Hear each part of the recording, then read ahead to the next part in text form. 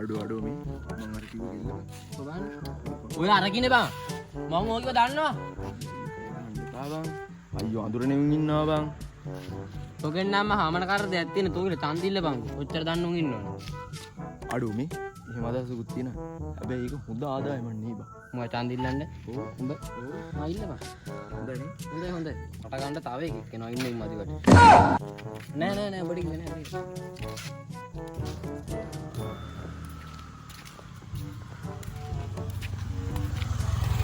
අම්මට මේ පාර කාටද ගහන්නේ? තොපේ ආච්චිද ගහන්නේ? බලපන්. තෝව දන්නේ නැති කෙනෙක් නෑ. තෝ තන්දිල්ල බං මං කියන්නේ. මම යනවා බං. ඉල්ල බං. ඔබට හම්බ වෙනවා.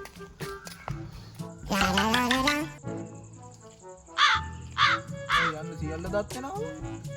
මේ අලුම්ගේ චන්දවල වෙන තව හරක් උන් දෙන්නවත් ගන්නේ පෝස්ටර් එකක් ගහන්න. ගහන්න එපා උන් මගේ උන් පෝස්ටර් ගහන්න දැක්කා යනවා අනිවාර්යෙන්. ඒ මේ අපේ රට කණ්ඩ යන්න බෑ. රට හදන්න. ඌ කිව්ව කතාව ඇත්ත. රට කන්න. පිස්සුද මෝඩයෝ රට හදන්න. ඇයි නෑ මොකුත් නෑ. හරියට ටෝඩිය මේ වාරේ කියපු කතාව. එහෙමයි. මම මේ අපේ සැඟිලා තියෙන ගම දැනකට ගේන්න බෑමක් දන්නවා. අපේ එකෙක් විදියට මම මේ පාර ඉදිරිපත් වෙනවා. හරිද? උඹලා දන්නවා මම මේ ගමේ වැඩකට වැස්සොත් කොච්චර දෙයක් කරනවද කියලා. උඹලා හිතපන් මට මේ රට කරන්න ලැබුණොත් මම කොච්චර දෙයක් කරයිද කියලා උඹ දන්නවනේ. නේ? අනිවාර්යෙන් මේ ගම දැනකට ගේන එක ගේනවාමයි. ජය වේවා. මගේ සාය දීපල්ලා. ඒ අර බාඳුරනේ කික් යනවා.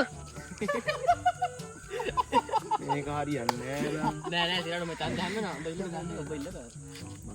උඹලා දන්නවනේ මේ ගම කාටවත් වැදගත් නෑ. ඒ උනාට අපිට වැදගත්.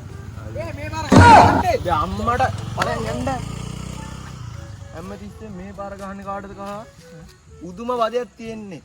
අලම වදයක් තියෙන්නේ බං ඕකගෙන්.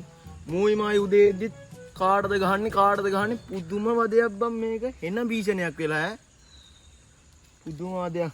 මට මේ කිය හිටපු එකත් අමුතු වුණා. මම කියන්නේ කාටවත් වැදගත් නෑ බං අපේ ගම. අපි ගොඩ දාන්න ඕන. හරිද?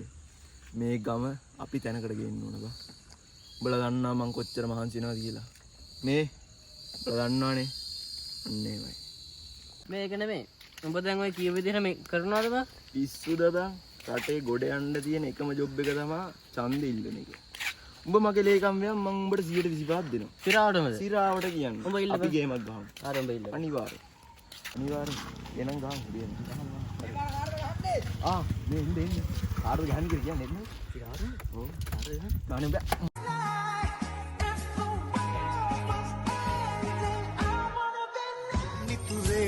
මගේ නිල් මල් පිනේ සුරකීවා ඔය දැස වගේ